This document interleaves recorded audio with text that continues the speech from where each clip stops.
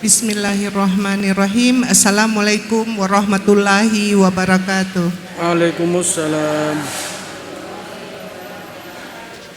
Alhamdulillahi rabbil alamin. Wassalatu wassalamu ala ashrafil anbiya'i wal mursalin wa ala alihi wa sahbihi ajmain.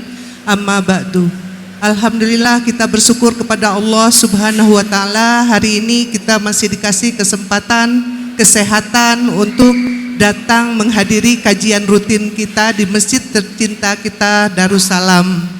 Hari ini temanya adalah lanjutan dari 2 pekan lalu, dasarnya kalimat la ilaha illallah yang membahas 17 tujuan zikrullah yang akan disampaikan oleh Ustadz kita Kiai Haji Yusuf Muhammad. Sebelum kita mulai, marilah kita baca basmalah, kemudian Ummul Quran ya, Al-Fatihah ya, surat Al-Fatihah. Mari sama-sama kita baca basmalah. Bismillahirrahmanirrahim. A'udzu billahi minasy syaithanir rajim. Bismillahirrahmanirrahim. Alhamdulillahi rabbil alamin. Ar-Rahmanir-Rahim. Maliki yaumiddin. Iyyaka na'budu wa iyyaka nasta'in. Ihdinas siratal mustaqim.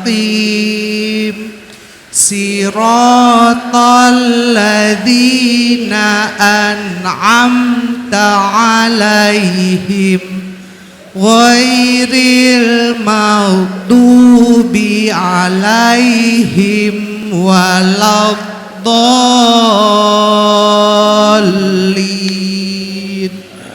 Amin.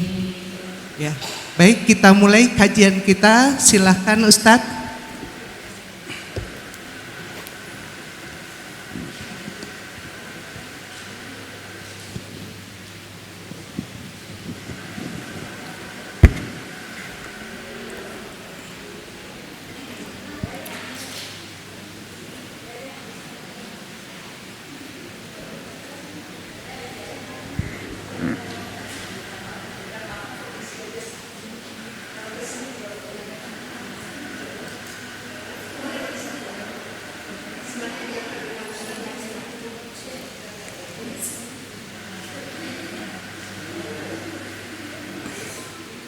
Bismillahirrahmanirrahim. Assalamualaikum warahmatullahi wabarakatuh.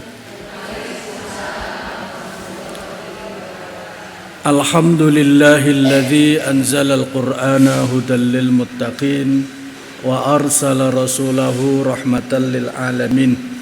Salatan wa salaman ala sayyidina Muhammadin sallallahu alaihi wasallam wa ala alihi wa ashabihi wa man ittaba'ahu ila yaumiddin. Allahumma rzuqna fahman nabiyyin wa hifdzal mursalin wa ilhamal malaikatil muqarrabin. Majelis Ummahat Darussalam yang saya hormati, yang Allah muliakan. Alhamdulillah, sore ini kita bisa kembali mengaji.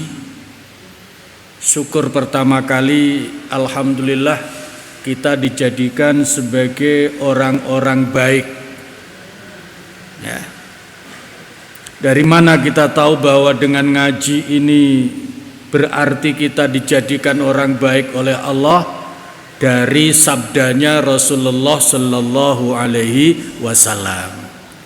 Kanjeng Rasul Nabi Muhammad itu pernah bersabda, man yuridillahu bihi khairan yufaqihu fiddin.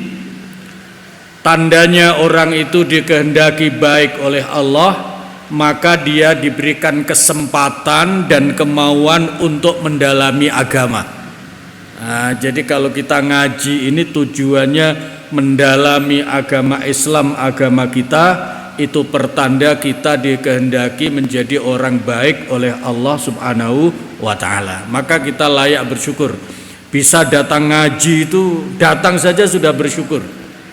Kalau sudah didatang ngaji, mau ngantuk, mau ngobrol, mau tidur, pokoknya datang aja, itu sudah dianggap orang baik oleh Allah Subhanahu wa ta'ala. Yang kedua, apalagi ini ngajinya di masjid. Masjid itu adalah sebaik-baik tempat di muka bumi. Ini juga Rasulullah bersabda, al-masajid khairul biqa al-masajid. Sebaik-baik sejengkal tanah di muka bumi itu adalah masjid. Nah, karena kita berada di tempat yang baik, maka berarti kita dikehendaki menjadi orang baik oleh Allah Subhanahu wa ta'ala. Nah, begitu ya. Makanya kita layak bersyukur. Apalagi kita kemudian ngaji. Ngaji itu 1 jam itu nilainya lebih baik dibandingkan sholat sunnah 100 rakaat. Itu pahalanya orang ngaji. Ngaji 1 jam seperti kita jam 4 sampai jam 5, 1 jam itu nilai ibadahnya, pahalanya lebih baik dibandingkan sholat sunnah 100 rakaat. Ibu-ibu pernah sholat sunnah 100 rakaat? Ya, paling kalau setahun pernah ya, dihitung begitu. Nah, kalau ditawarkan milih ngaji 1 jam atau sholat 100 rakaat, ngaji 1 jam. Iya. Bahkan kalau harus ngaji 2 jam tidak apa-apa jika dibandingkan harus sholat 100 rakaat.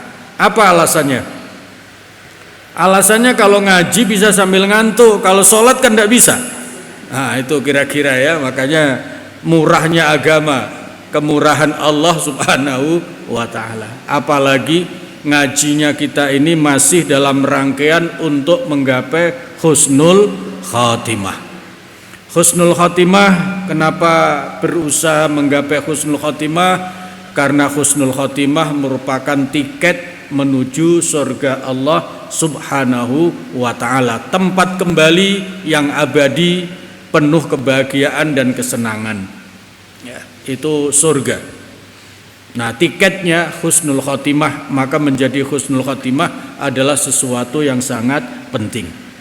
Bahkan kalau seorang muslim beriman yang berilmu, kalau ditanya siapakah yang paling sukses hidupnya, gitu ya.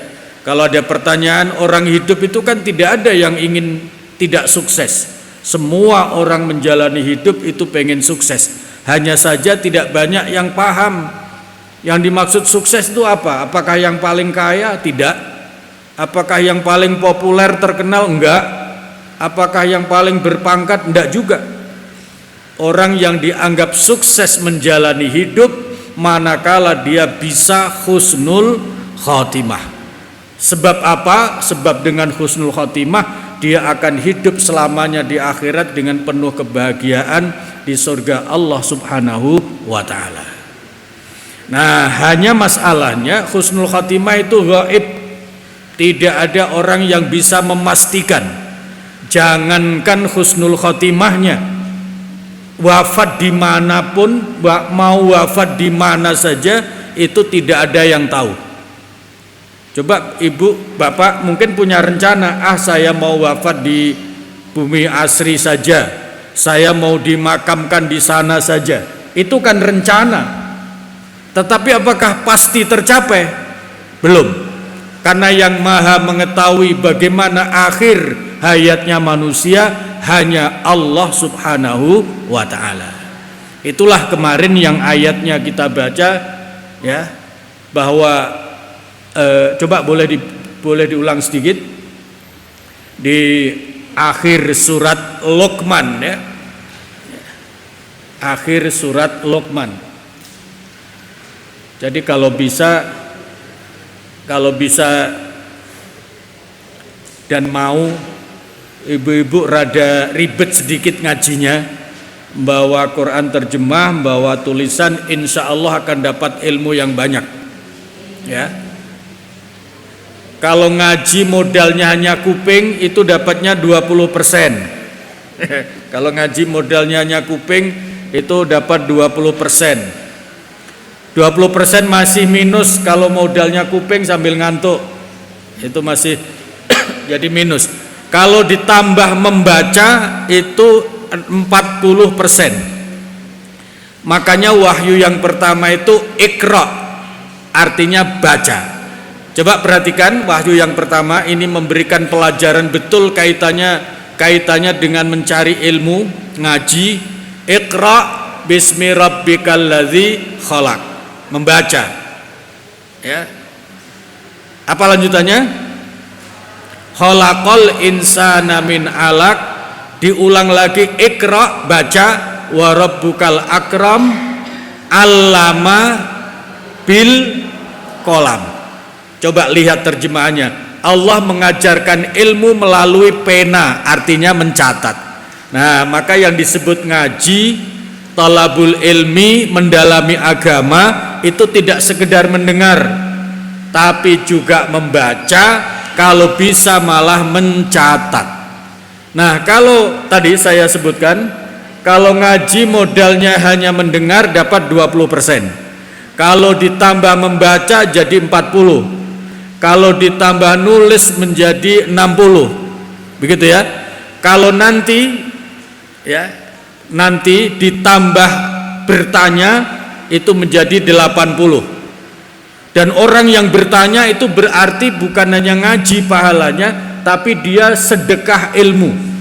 Barang siapa yang bertanya berarti dia sedekah ilmu. Karena apa? Jawaban pertanyaan bukan hanya untuk yang bertanya, tapi untuk semua. Berarti sedekah ilmu kepada semua yang mendengar. Nah, oleh karena itu kalau ngaji sedapat mungkin jangan sampai ada keraguan ilmu yang diterima. Kalau masih ragu-ragu atau tidak paham, tanya. Karena pertanyaan itu bukan sekedar untuk diri sendiri, tapi sedekah ilmu. Nah, itu akan mendapatkan 80%. Nah, nanti dapat 100%-nya kalau materi yang diterima itu juga paham, apalagi hafal.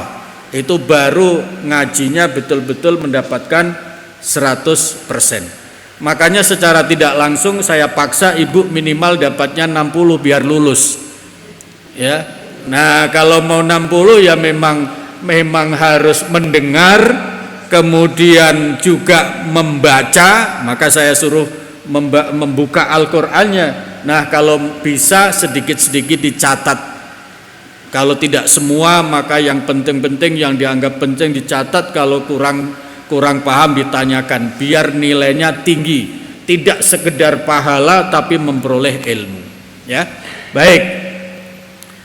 Buka surat apa tadi? Luqman, ayat yang terakhir. Ya, ayat yang terakhir itu Allah memberikan petunjuk, innallaha indahu ilmus sa'ah. Ya, yang mengetahui kapan manusia, di mana manusia wafat itu hanya Allah. Ya. Boleh dibaca, boleh ayatnya, boleh terjemahnya saja. Boleh, silakan. Boleh ayatnya, boleh terjemahnya.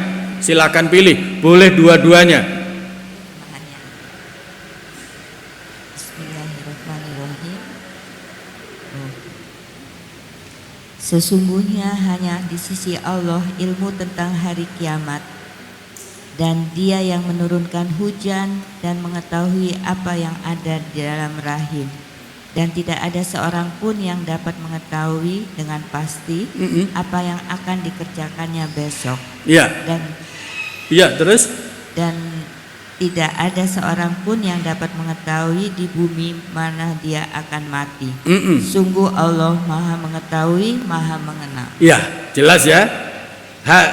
Tidak ada seorang pun yang mengetahui esok hari terjadi apa. Ini kalau kaitannya dengan husnul khotimah atau tidak husnul khotimah, tidak ada yang tahu. Bahkan sekedar tempat di mana mau wafat saja manusia tidak bisa memastikan. Jadi kalau begitu, atas dasar ayat terakhir surat Luqman itu kita menjadi paham, karena Allah memberikan petunjuk bahwa husnul khotimah itu ghaib, hanya Allah yang maha tahu. Kalau begitu bagaimana cara mendapatkannya? Yang penting meniti jalannya. Asal meniti jalan untuk dapat husnul khotimah, insya Allah akan dapat. Yang penting jalannya. Nah, kemarin sudah kita kaji, jalannya ada berapa? Ada 2. Jalan memperoleh husnul khotimah ada 2. 1, istiqomah zikir la ilaha illallah, dan yang kedua istiqomah dalam bertakwa kepada Allah Subhanahu wa ta'ala. Nah, kita bahas yang pertama, istiqomah zikir la ilaha illallah. Ya. Untuk membahas ini, pertama ada hadis Rasulullah Shallallahu Alaihi Wasallam, sepertinya gampang, tapi nanti kita buktikan gampang apa tidak. Hadisnya begini, Nabi pernah mengatakan, siapa yang akhir hayatnya mangkana akhiru kalamihi la ilaha illallah dakhalal jannah. Siapa yang akhir hayatnya saat meninggal dia sempat mengucapkan la ilaha illallah, dijamin masuk surga. Nah, begitu. Gampang apa gampang?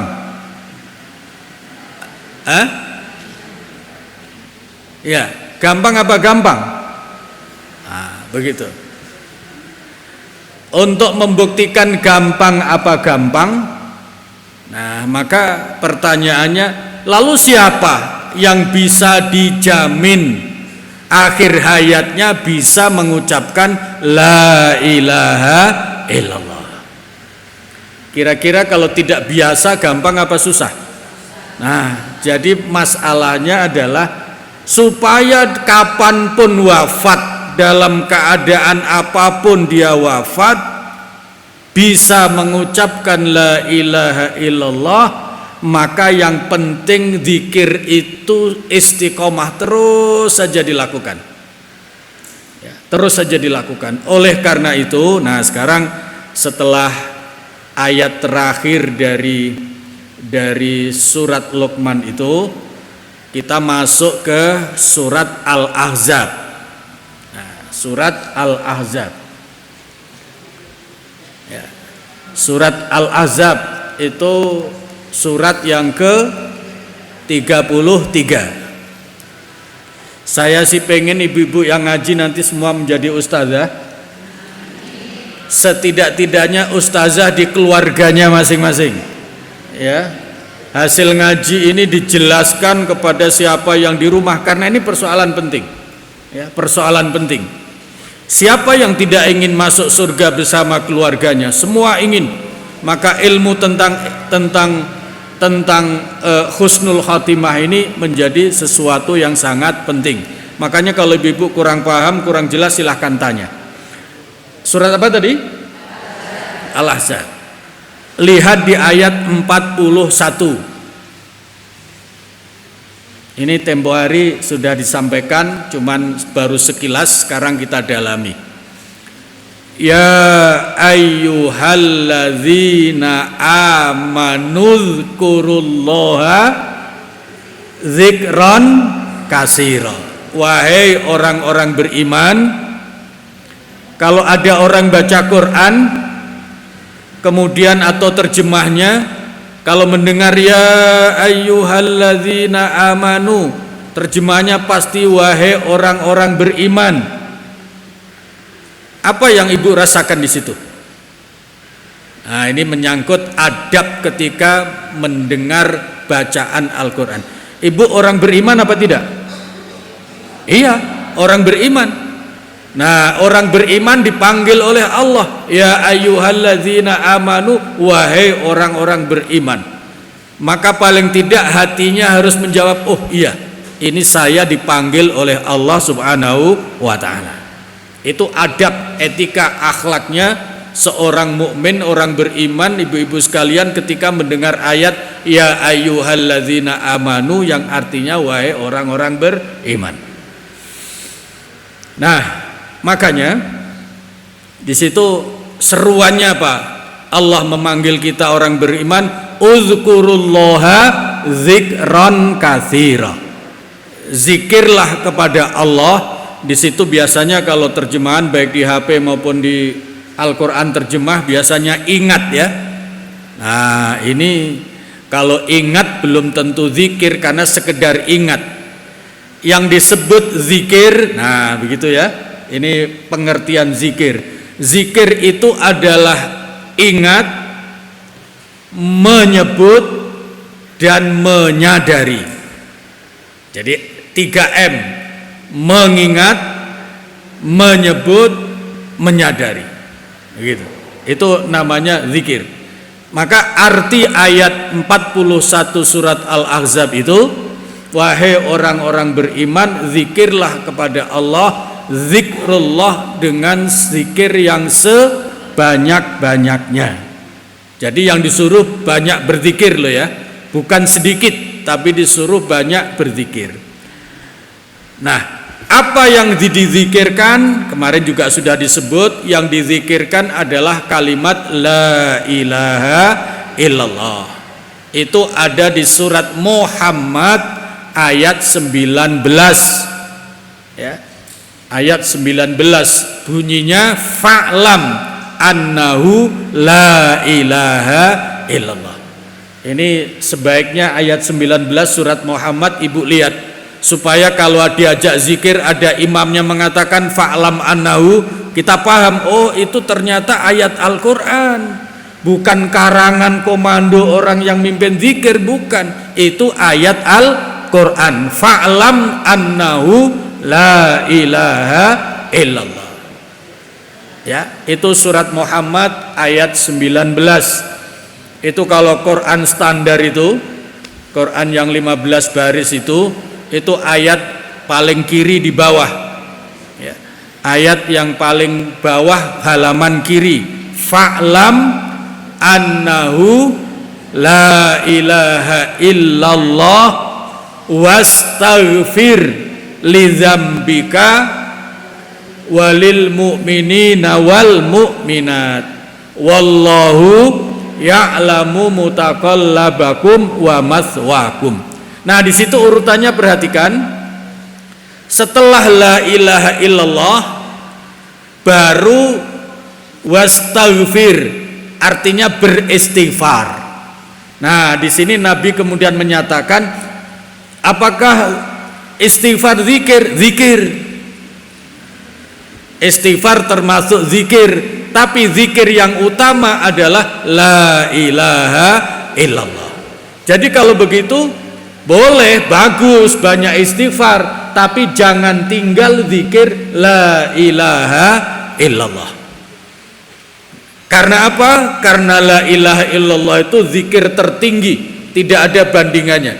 Selain itu istighfar dan lain-lain itu letaknya ada di bawahnya. Afdhalul zikri la ilaha illallah, itu hadis Nabi. Lalu ada hadis Nabi lagi, ini yang jadi materi kajian subuh. Ada hadis Nabi, al imanu sab'un bid'un wa sab'una syu'batan.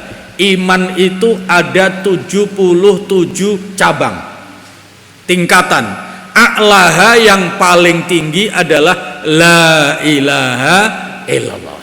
Oleh karena itu, sesuai dengan ayat 19 surat Muhammad dan hadis Nabi bahwa seutama-utama zikir adalah la ilaha illallah, sementara di ayat 41 surat Al-Ahzab Allah menyuruh zikir yang banyak. Kalau begitu, yang disuruh berzikir dengan zikir yang banyak, yang utama adalah zikir la ilaha illallah.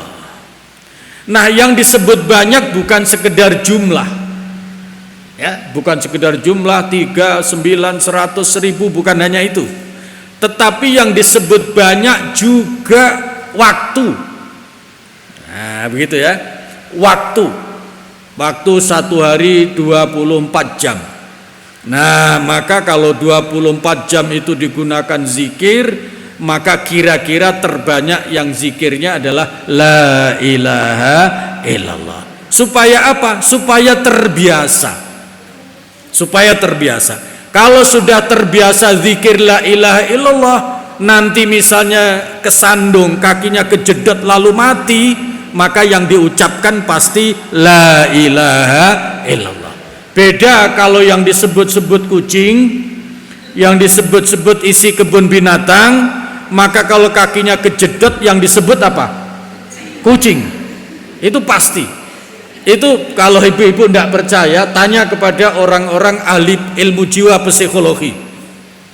Jadi sesuatu yang paling sering dilakukan, paling sering diucapkan, itu akan tersimpan di bawah sadar.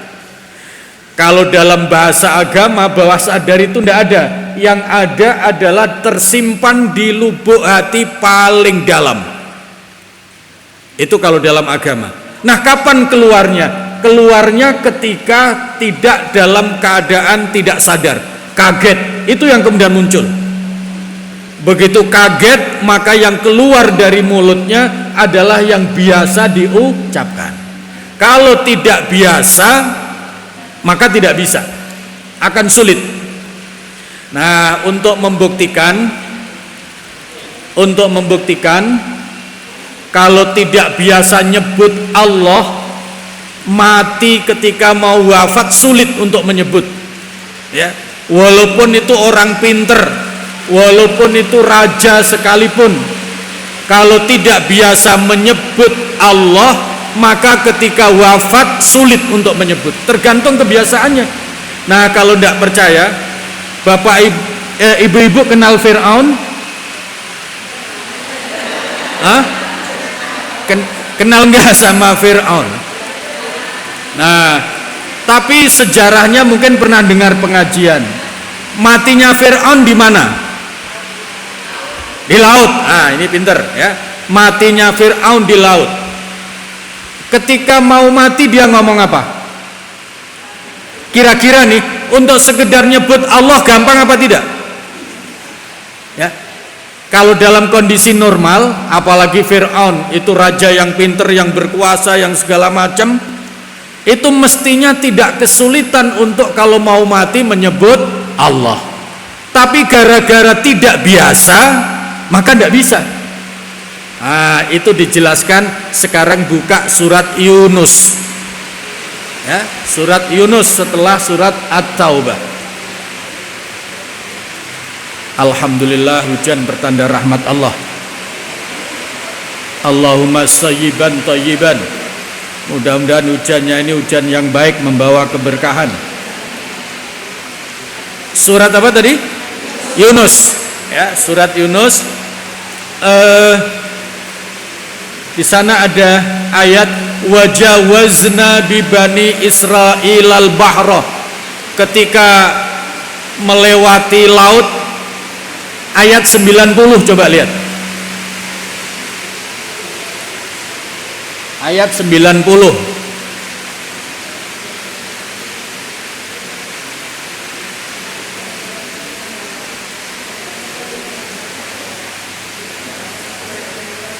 Ketemu ya?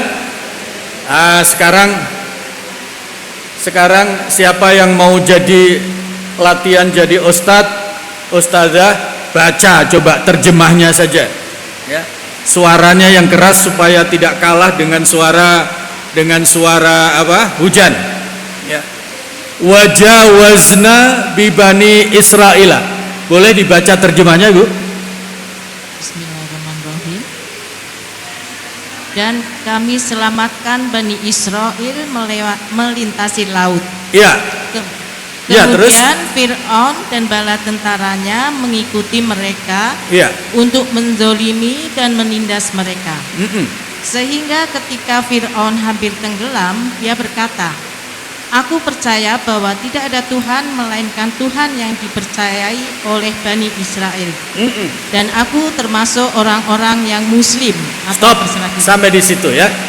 Coba perhatikan ketika Bani Israel nyebrang laut lalu dikejar oleh Fir'aun, gitu ya. Nah, Fir'aun ini mau tenggelam.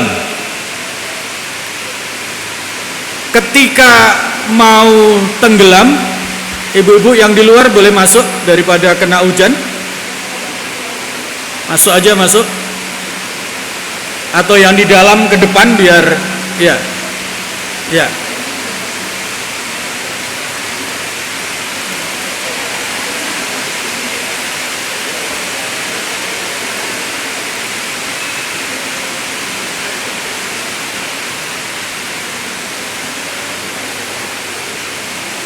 Maju aja Bu, maju biar pintunya bisa ditutup.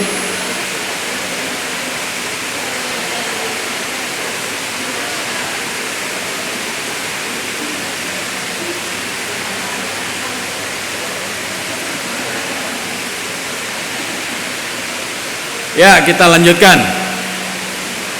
Ayat 90 surat Yunus itu memberikan penjelasan bahwa ketika Bani Israel sudah melewati laut, sementara Fir'aun masih ada di tengah, dan kemudian lautnya kembali. Mukjizat yang bisa membelah laut siapa? Mukjizatnya Nabi Musa. Dipukul sama tongkat, lautnya jadi jalan tol, tapi begitu sudah lewat, airnya kembali. Padahal di tengah situ Fir'aun bersama pasukannya, karena memang mengejar, mau menzalimi, mau menyiksa Nabi Musa beserta Bani Israel. Nah, yang penting mendapatkan perhatian, mestinya kalau dia sadar mau wafat, mestinya mudah enggak? Saya beriman kepada Allah, mudah enggak? Mestinya mudah. Tapi karena selama hidup dia tidak biasa menyebut Allah, karena tidak mengakui, tidak beriman, bagaimana mau nyebut? Maka akhir hayatnya dia mengatakan apa? Saya beriman kepada yang diimani Bani Israel. Dia nggak tahu namanya siapa. Kalau bahasa ibu-ibu barangkali saya beriman kepada si Eta gitu. Karena dia nggak kenal. Kenapa nggak kenal? Tidak biasa menyebut. Padahal mestinya gampang. Saya beriman kepada Allah. Begitu mati ngomong begitu, sudah aman dia.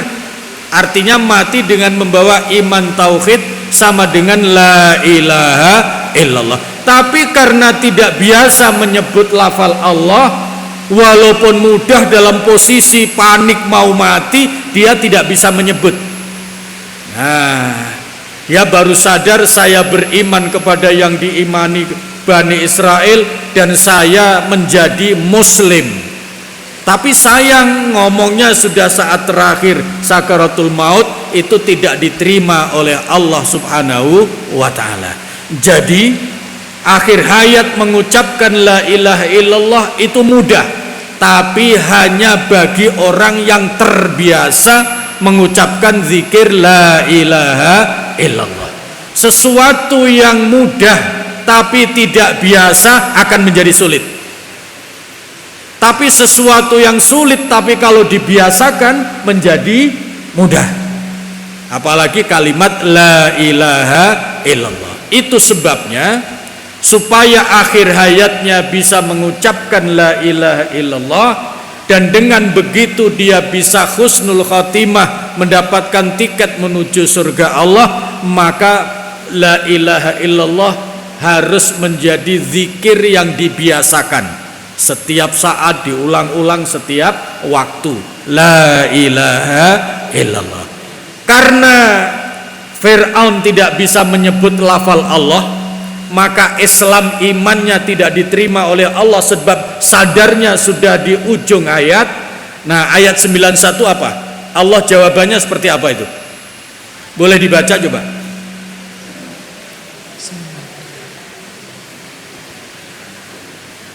Mengapa baru sekarang kamu beriman? Mengapa baru sekarang, kemarin kemana? Nah, gitu ya. Ini sudah sengsara, matinya ditelan gelombang laut, kemudian menyatakan iman tidak bisa karena tidak biasa, sampai pengakuan muslimnya tidak diterima, sudah begitu dihardik, dicaci maki, dicela-cela oleh Allah Subhanahu wa taala. Kemana saja selama ini? Lah kok setelah mau akhir hayat tenggelam baru kamu sadar saya adalah Tuhanmu dan menyatakan masuk Islam. Nah, ini nanti kaitannya dengan taubat. Kalau taubat jangan terlambat. Kalau terlambat nasibnya bisa seperti Fir'aun. Begitu. Lanjut, Bu. Kemana? Apa tadi awalnya? Mengapa baru sekarang? Terus? Padahal sesungguhnya engkau telah durhaka sejak dahulu. Iya, padahal engkau sudah durhaka sejak dulu. Coba kalau dulu durhaka boleh karena manusia bisa salah, coba kalau kemudian segera bertaubat, tidak terlambat sampai sekarang. Coba kalau sejak dulu kamu bertaubat lalu banyak berzikir Allah Allah la ilaha illallah, maka akan tenggelam sakaratul maut pasti bisa menyebut la ilaha illallah. Tidak mengatakan saya beriman kepada seetak yang diimani Bani Israel, tidak tahu namanya. Etak siapa? Itu ya, itu akibat tidak biasa. Paham ya di situ ya? Baik, lanjut. Dan engkau termasuk orang yang berbuat kerusakan. Nah, engkau termasuk orang yang buat kerusakan sejak dulu. Begitu ya, sejak dulu. Itu kelakuannya Fir'aun. Paham sampai di sini? Jadi supaya dapat husnul khotimah sehingga mendapatkan tiket surga, harus mengakhiri hayatnya dengan kalimat la ilaha illallah. Kalimatnya mudah pada saat sadar, tapi pada saat sakaratul maut belum tentu mudah, kecuali orang yang membiasakan. Nah, oleh karena itu mulai sekarang ibu-ibu biasakan zikir yang banyak. Apakah setelah sholat, apakah mau tidur. Daripada mau tidur membaca HP, mendingan zikir la ilaha illallah gitu ya. Daripada mau tidur nonton bola, mendingan zikir la ilaha illallah. Nah, kalau nonton bola sambil zikir, jangan-jangan salah. Begitu yang diharapkan tendangannya tidak tepat, la ilah. Nah, itu jadi salah itu ya.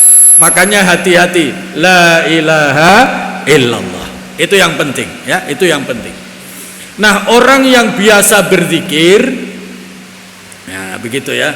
Biasanya kalau pengumuman wafat itu biasanya apa?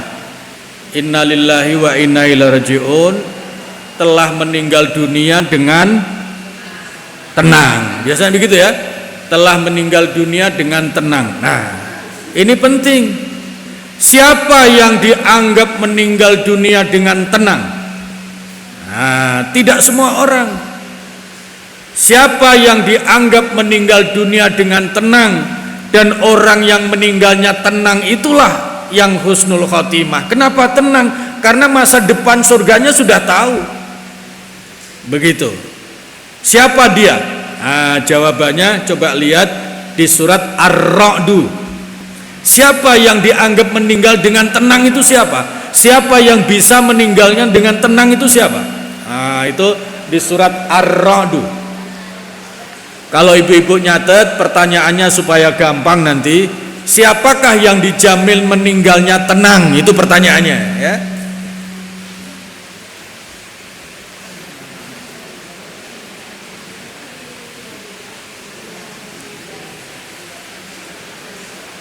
Surat Ar-Ra'd ketemu? Ya, coba lihat di ayat 28 kalau tidak salah. Kalau tidak 28 ya 38, 28 sepertinya. Apa bunyinya di situ? Alladzina amanu wa tatma'innu qulubuhum bizikrillah. Ya, ini sebaiknya ibu-ibu betul-betul perhatikan ayatnya, karena ini menjadi pegangan nanti untuk menjawab pertanyaan atau untuk punya cita-cita bisa wafat dengan tenang, bukan wafat dengan gelisah, apalagi wafat dengan kelojotan, enggak, tapi wafatnya dengan tenang. Siapa yang dijamin wafatnya dengan tenang? Nah, jawabannya ada di surat Ar-Ra'd ayat 28. Bunyinya alladzina amanu wa tatma'innu qulubuhum bizikrillah.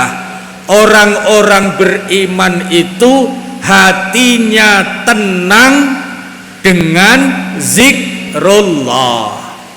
Ya. Nah, di situ terakhirnya ala bizikrillah tatmainnul qulub. Ingatlah bahwa hanya dengan zikir kepada Allah hati manusia bisa tenang. Kalau hatinya tenang, pasti wafatnya juga dalam keadaan tenang. Nah, untuk punya hati yang tenang, bahasa ibu-ibu biasanya tumakninah, tenang, itu syaratnya satu, orang yang biasa zikir la ilaha illallah. Jadi kalau ibu-ibu tidak tenang, lawan katanya tenang apa? Gelisah, bukan susah ya. Nah, ini suka salah ya. Tenang itu lawan katanya gelisah, atau bahasa kerennya ibu-ibu stres. Nah, gitu ya. Jadi stres itu tenang. Tandanya orang stres biasanya apa? Marah. Ya, gampang marah itu tanda stres. Kalau marah biasanya di orang kelihatan stres marah, biasanya disuruh apa?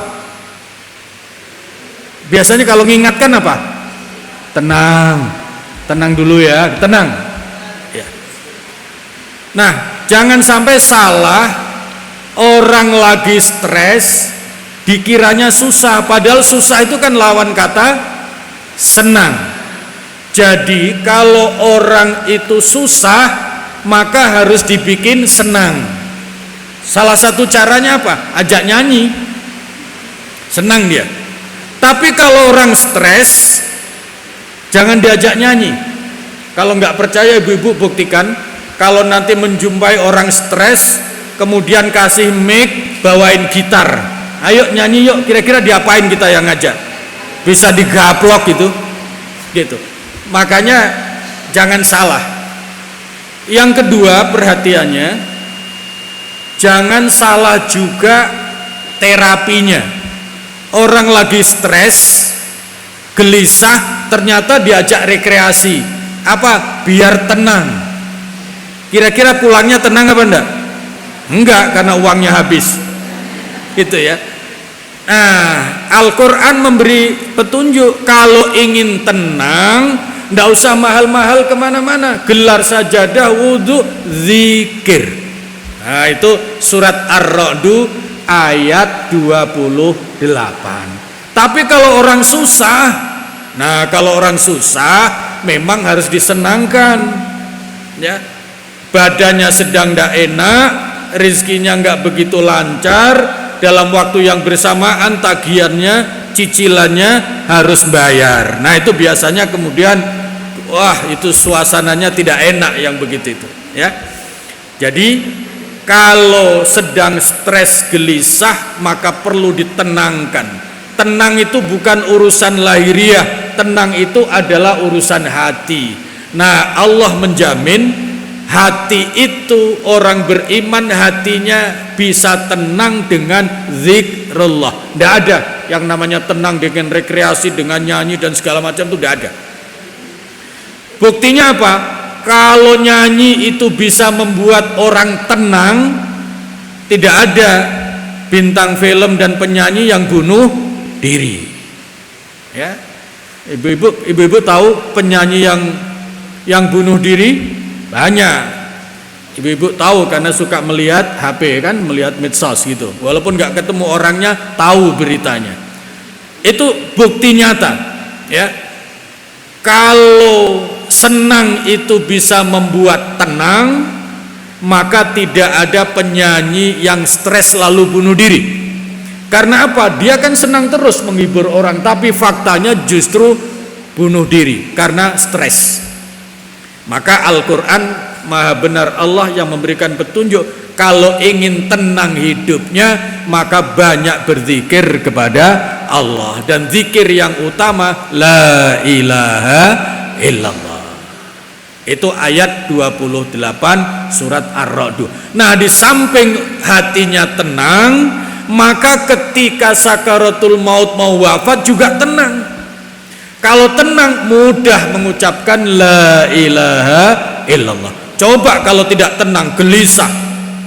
Tadi kalau gelisah yang keluar adalah kebiasaan yang disebut-sebut. Kalau tidak biasa menyebut la ilaha illallah, saat gelisah pasti yang keluar adalah kalimat-kalimat yang lain.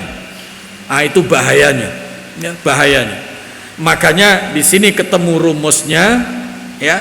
Siapa yang ingin husnul khotimah, maka akhir hayatnya harus bisa mengucapkan la ilaha illallah.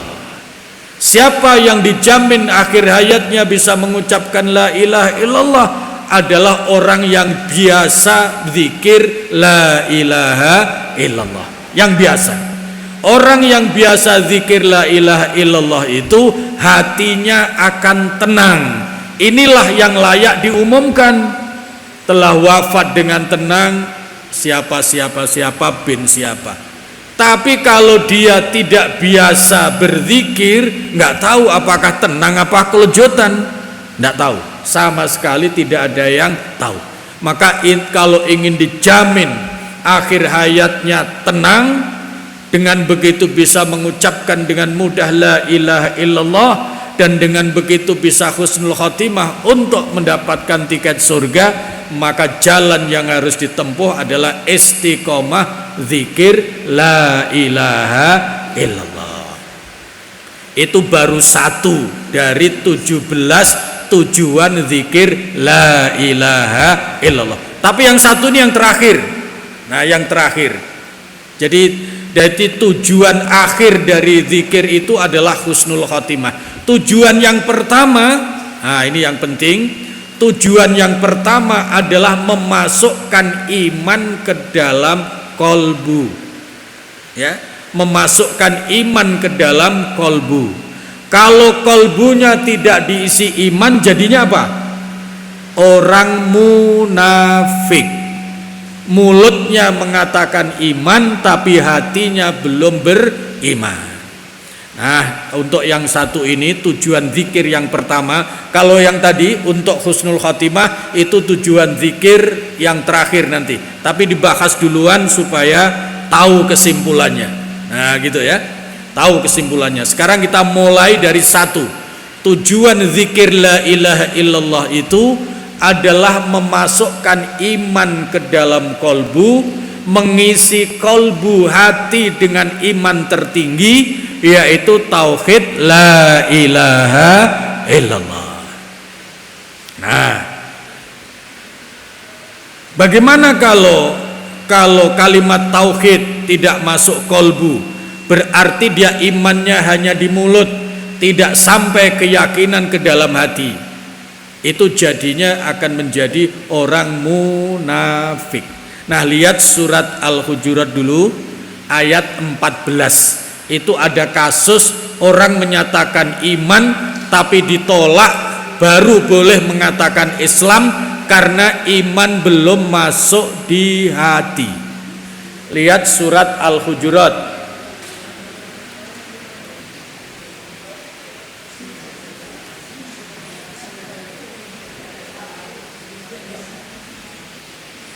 Ibu pernah ngaji model begini? Hah? Biasanya banyak mendengarkan ya? Ya, sekarang ditambah. Di samping mendengar ya baca Al-Quran, buka-buka ya. Karena walaupun sering ikut ngaji, taklim di mana-mana, tapi kalau tidak biasa membuka Al-Quran, itu biasanya juga rada bingung. Disebut surat Al-Hujurat itu rada lama nyarinya, apalagi surat-surat yang belakang. Kalau depan-depan rada mudah, Al-Baqarah, Ali Imran, An-Nisa. Tapi kalau sudah Al-Isra ke belakang biasanya rada terpaksa buka daftar isinya ya, daftar isinya. Surat Al-Hujurat, surat keberapa? 49. Lihat ayat 14.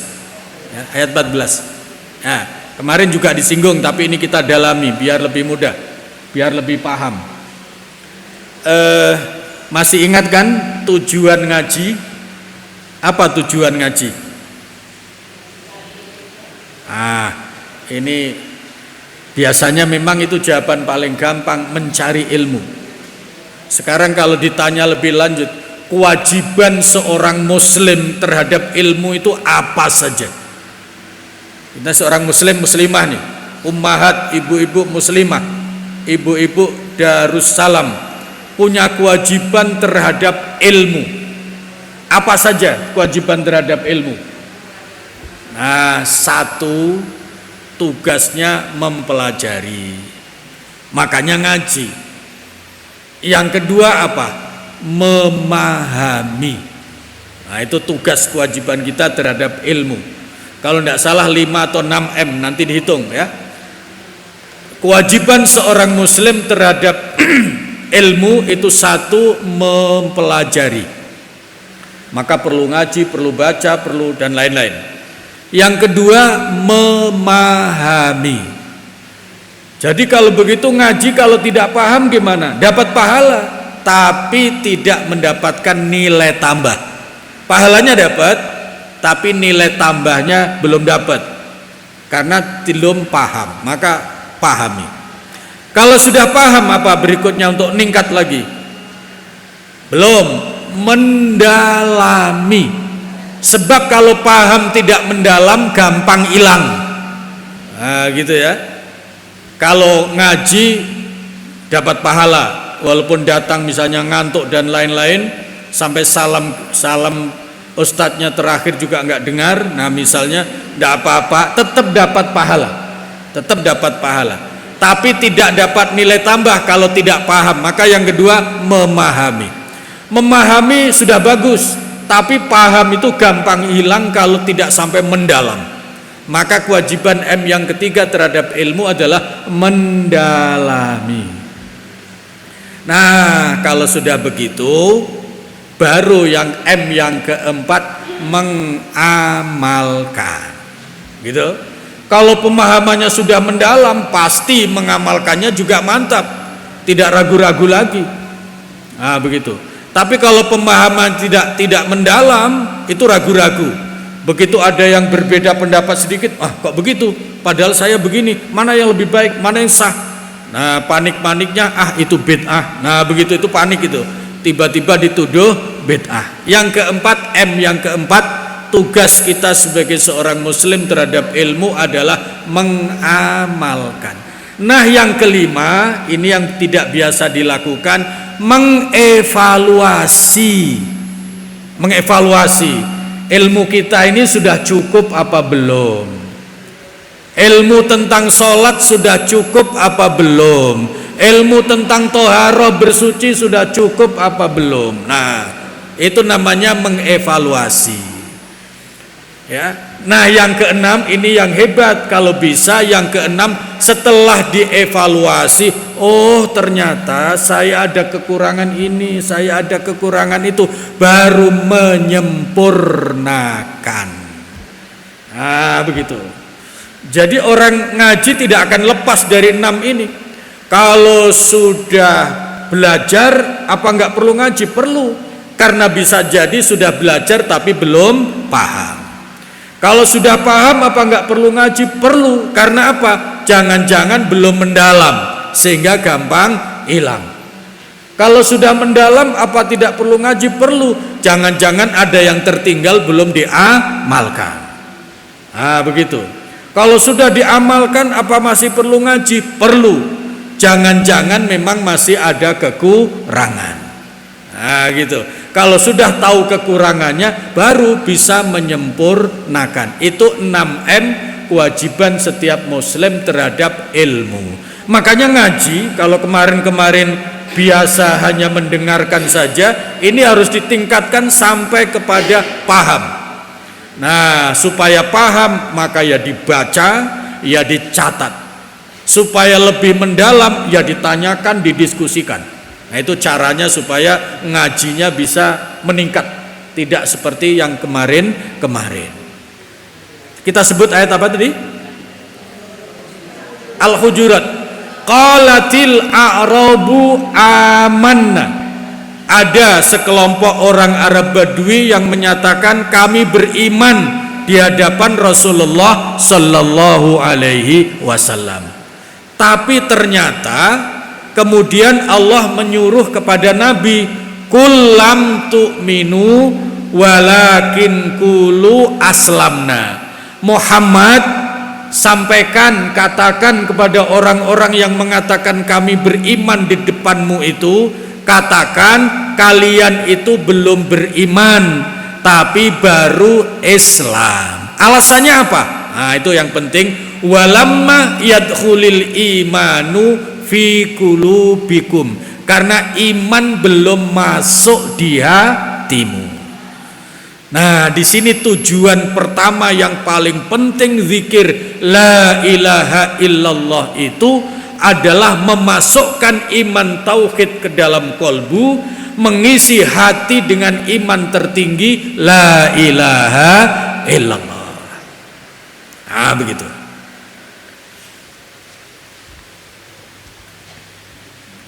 Hati manusia itu lunak apa keras? Hah? Ya. Hati manusia itu lunak apa keras? Yo. Nggak usah jauh-jauh. Kalau punya anak lebih dari satu, kalau satu bandingannya dengan bapaknya. Bapaknya sama anaknya hatinya lunak mana? Nah, gitu ya.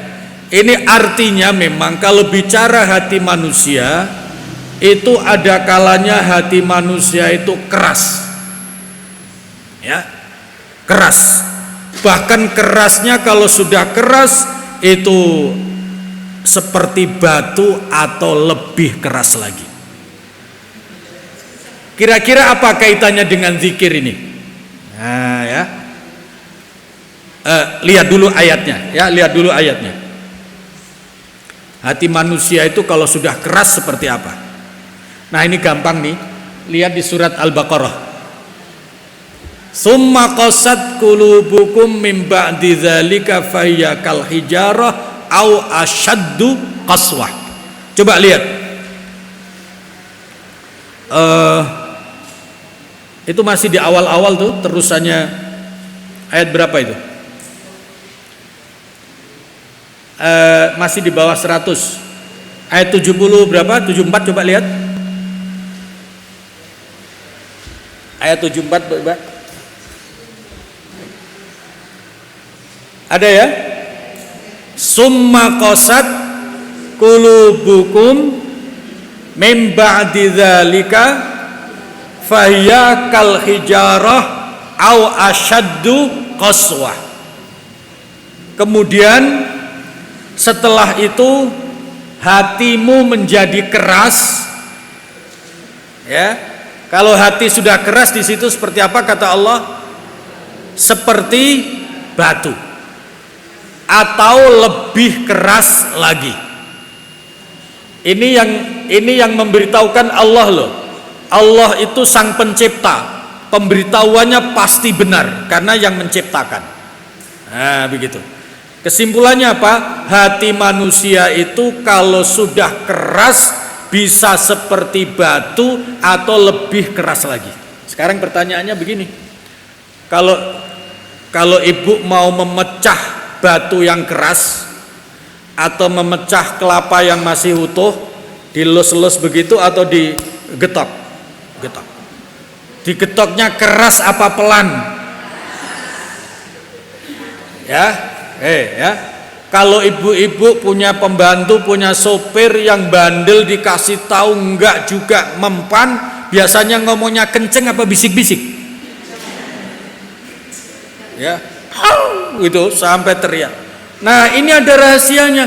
Kenapa ada orang zikir itu sampai suaranya begitu? La ilaha illallah, la ilaha illallah. Karena memasukkan tauhid ke dalam hati. Hati itu kalau keras harus dibentak. Nah, makanya jangan kaget. Itu zikir sampai teriak-teriak. Enggak, itu bukan sekedar teriak, tapi itu adalah tujuannya memasukkan iman ke dalam hati. Kalau hati sudah keras itu seperti batu, maka supaya hatinya lunak harus dipalu, dimartil dengan yang keras. Nah, caranya kalau berzikir memang suaranya harus bisa menghentak hati. La ilaha illallah. Bukan teriak tapi ke dalam. Nah, salah juga kalau dia la ilaha illallah. Nah, itu tidak betul juga. Itu yang diisi hati, bukan udara. Nah, perhatikan ibu-ibu kalau sempat memperhatikan. Makanya zikir itu bukan ke atas, ke bawah. Karena yang dimasukkan ke dalam hati. La ilaha illallah. La ilaha illallah. La ilaha illallah. Itu caranya. Nah, paham sampai di sini ya? Makanya zikir itu maksudnya yang pertama adalah mengisi kolbu dengan iman tauhid, memasukkan iman tauhid ke dalam kolbu dengan kalimat la ilaha illallah.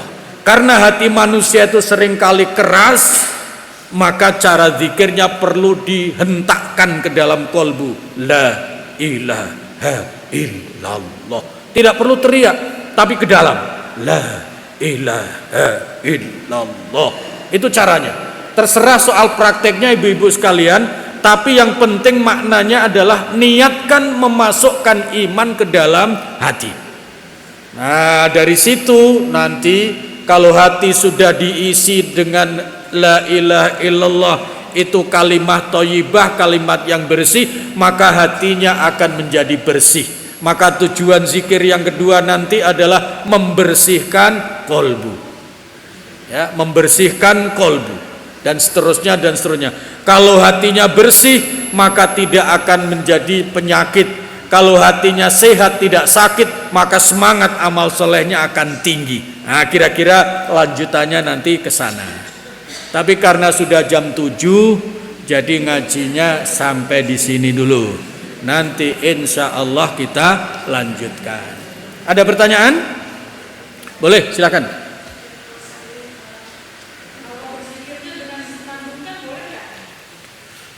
Boleh, tapi jangan, walaupun dengan senandung, tapi jangan menghilangkan tujuan ya.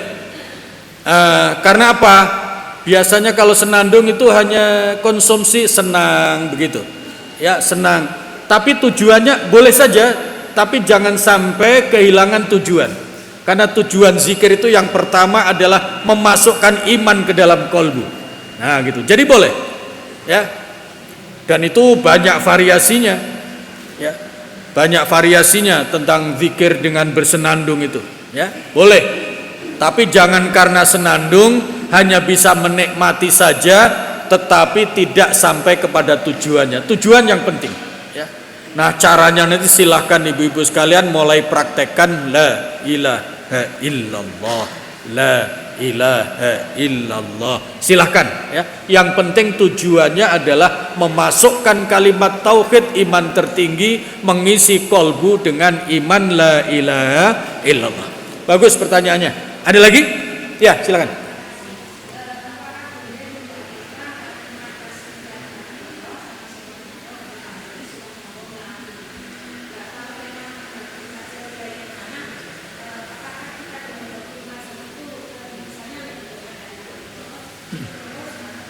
Ya.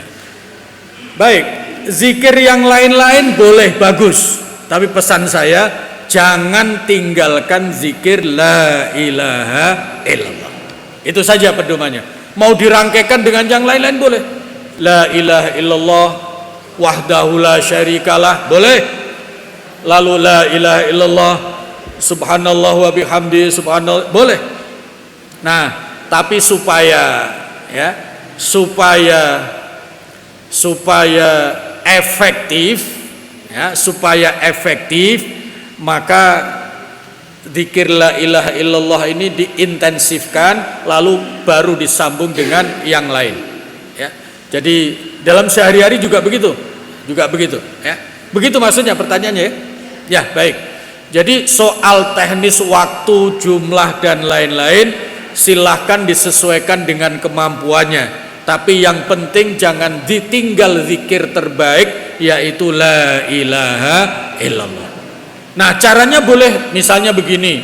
Kalau habis subuh zikirnya apa? Habis zuhur zikirnya apa? Sebab kalau borongan jadi satu menjadi lama, kan begitu. Dulu pada zaman Nabi juga nggak ada paket komplit itu. Istighfar, kemudian apalagi tasbih dan segala macamnya. Itu dulu Nabi melaksanakannya tidak sekaligus. Sekali waktu istighfar selesai, sekali waktu tasbih selesai, sekali waktu la ilaha illallah selesai. Tapi datang kepada kita menjadi paket komplit. Setelah sholat ya ada istighfar, ada segala macam, maka wiridannya menjadi lama, gitu ya. Tidak apa-apa, itu semua bagus. Tapi kalau harus memilih, waktunya mendesak, sempit, pilih yang utama la ilaha illallah. Paham ya? Baik, ada lagi? Baik, itu saja ngaji kita sore ini. Mudah-mudahan Allah pertemukan lagi. Kalau nanti ada kesempatan ngaji lagi, kita lanjutkan untuk pembahasan yang berikutnya. Setelah iman masuk ke hati, maka nanti hatinya menjadi bersih. Maka tujuan zikir yang kedua adalah membersihkan qalbu. Nah, nanti kita bahas. Bismillahirrahmanirrahim. Allahumma anfa'na bima 'allamtana wa 'allimna ma yanfa'una wa zidna ilma. Alhamdulillahi ala kulli hal wa na'udzu billahi min hali ahlin nar. Allahumma tahhir qulubana minan nifaq wa a'malana minar riya wa lisanana minal kadhib wa a'yunana minal khiyanah fa innaka ta'lamu kha'inatal a'yun wa ma tukhfis sudur. Rabbana atina fid dunya hasanah wa fil akhirati hasanah wa qina adzabannar walhamdulillahi rabbil alamin. Terima kasih. Wassalamualaikum warahmatullahi wabarakatuh. Alhamdulillahirabbil alamin. Jazakallah khair Ustaz atas ilmunya. Semoga kita menjadi muslimah yang lebih baik dengan Amin. mengamalkan zikir la ilaha illallah. Baik, kita tutup majelis kita dengan hamdalah dan doa kafaratul majelis. Alhamdulillahirabbil alamin. Subhanakallahumma wa bihamdika asyhadu an la ilaha illa anta astaghfiruka wa atubu ilaih. Assalamualaikum warahmatullahi wabarakatuh. Waalaikumsalam warahmatullahi wabarakatuh. Insyaallah Jumat depan kita ketemu lagi dengan Ustadz Agung.